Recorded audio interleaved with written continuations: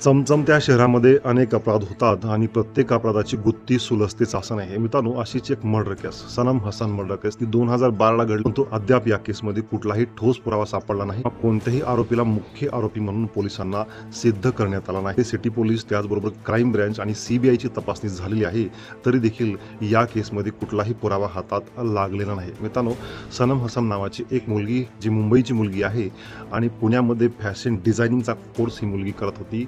Second इयरला ही मुलगी शिकत होती. त्याचबरोबर पुण्यामधील फिनिक्स मॉलमध्ये एल्डोच्या शोरूममध्ये जॉब देखील ही मुलगी करत होते. मित्रांनो, 2 ऑक्टोबरला या मुलीचा असतो बर्थडे आणि 3 ऑक्टोबरला या मुलीची सापडते लाश किंवा डेथ बॉडी. ही संपूर्ण कहाणी आहे यामधील.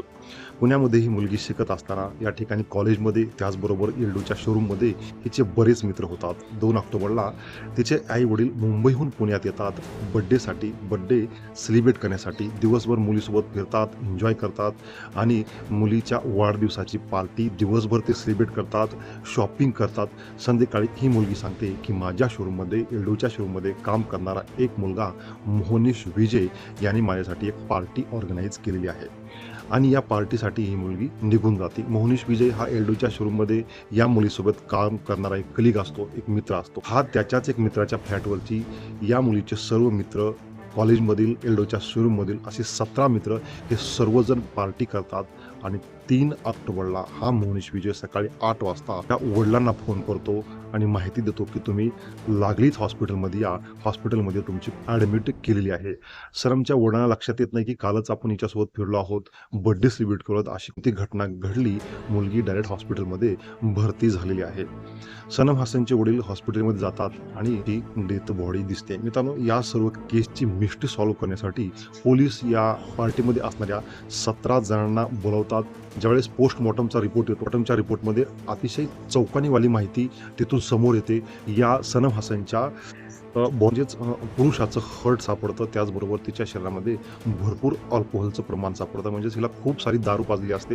त्याचबरोबर तिच्या शरीरामध्ये सिमेन सॅम्पल देखील सापडतात, म्हणजेच मर्डर होण्याच्या पूर्वी किंवा मृत्यू होण्याच्या पूर्वी तिच्यावर बलात्कार केला असावा किंवा तिचे संबंध जुळले असावेत. हे संबंध जबरदस्तीने होते किंवा तिची सहमती होती हे पोलिसांना लक्षात येत नाही. त्यामुळे या केसची जाच चालू होते.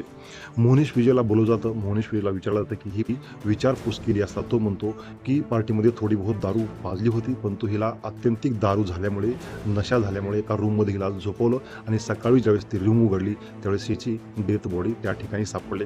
मित्रांनो, सर्व 17 जण ज्या पार्टीमध्ये होते त्या 17 जणांचे त्यांचे DNA आणि सिमेन सॅम्पलसोबत जुळले जातात, परंतु कुणाचाही सिमेन सॅम्पल किंवा DNA सॅम्पल तिथे जुळत नाही. त्याचबरोबर मोहनीश विजयचा देखील DNA सॅम्पल तिथे जुळत नाही. मित्रांनो, ही केस त्याच्यानंतर क्राईम ब्रँच, त्याच्यानंतर सीबीआय या सर्वांकडे ही केस जाते.